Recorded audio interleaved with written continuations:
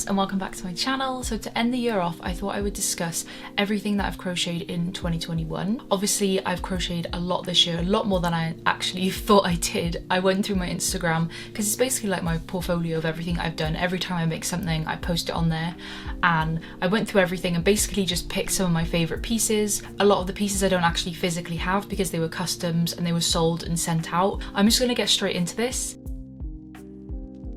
Starting in January was a big project for me, my first ever crochet cardigan. This had so much trial and error. I basically had an image in my head of what I wanted to make, and I guess it didn't really fulfill what I thought I wanted to do, but then I have to remember it was my first ever time making this cardigan. It wasn't totally finished in January. This photo is actually the finished product that I completed a couple months ago. I added the buttons and things. It's not my most favourite creation, but I think I started off January quite strong. Crochet wise for me, 2021 has been full of big projects, trying to get outside of my comfort zone. I've learned a lot of new stitches and tricks and things, and I'm really quite happy with my progress, I guess, and you can see it through all these photos. So in February, I started off with my new style of heart tote bag.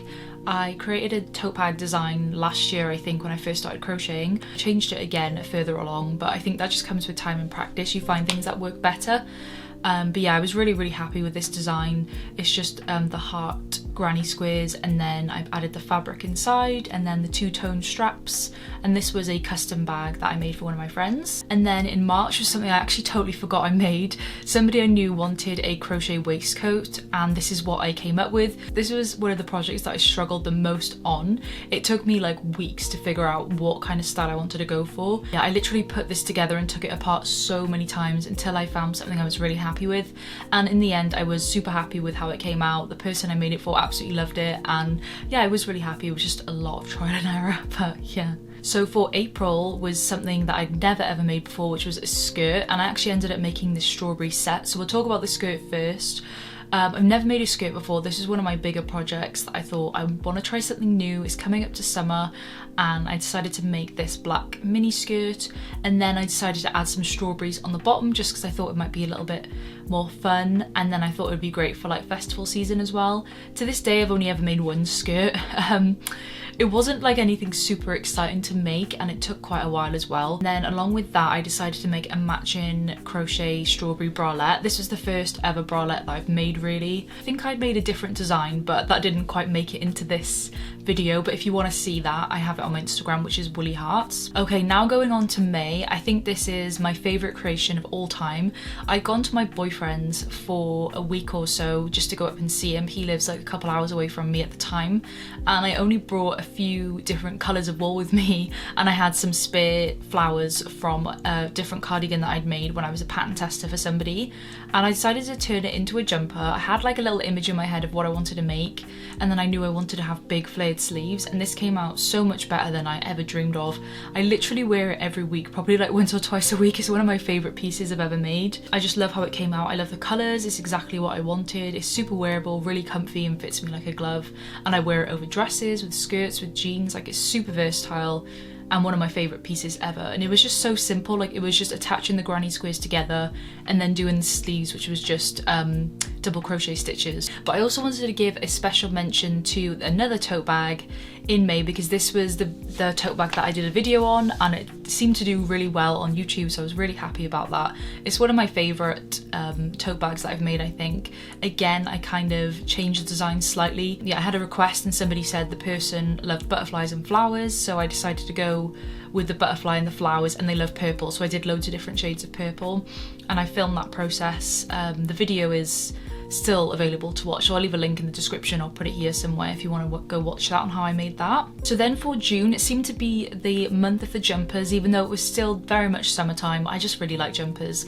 I had a custom request to recreate the jumper that I made in May, but in blue, so this is the outcome of that. I absolutely love it. It was just perfect. It came out really nice. And then I'd also made an LGBTQ plus pride colours jumper, and I absolutely love this. I'm really happy with how it came out.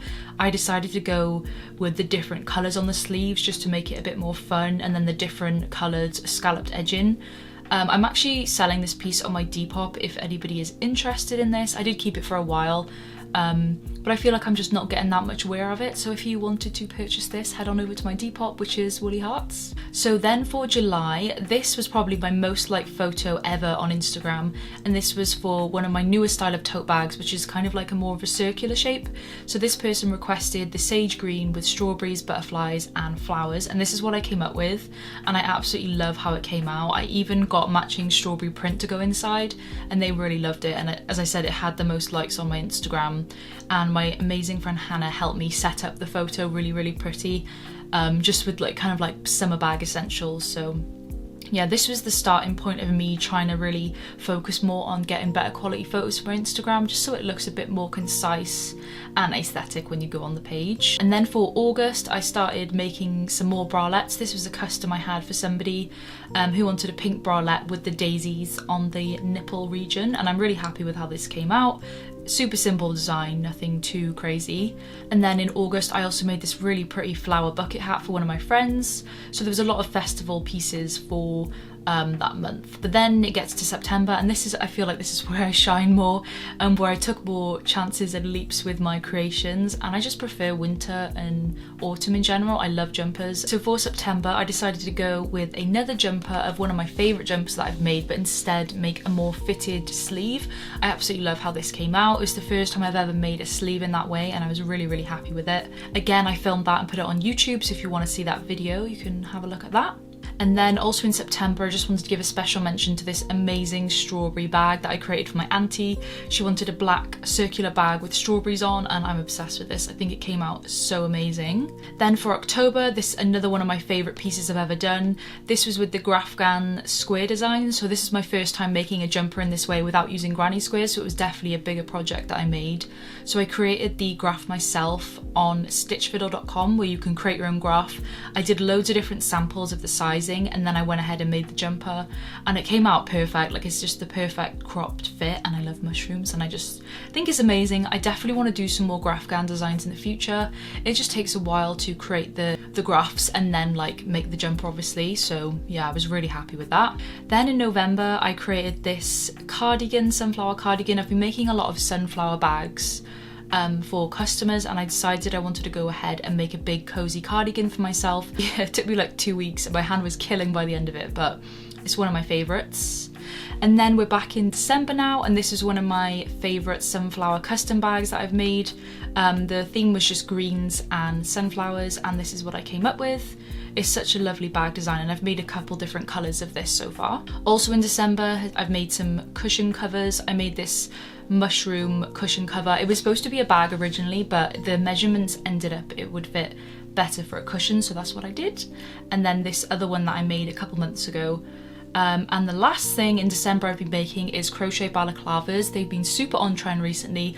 I decided to jump on the trend a little. It's very hard with slow fashion to jump on trends, especially with crocheting, because it takes such a long time to create a pattern and make it, but these have been doing really well on my Depop. So if you are interested in buying a crochet balaclava, head on over to my Depop and I can custom make you one. So yeah, that was my year in crochet. As I said, if you want to have a look at all my things that I've ever made on my Instagram, it's Woolly Hearts. I also have a Depop, Etsy and YouTube, obviously, which you're watching me on right now.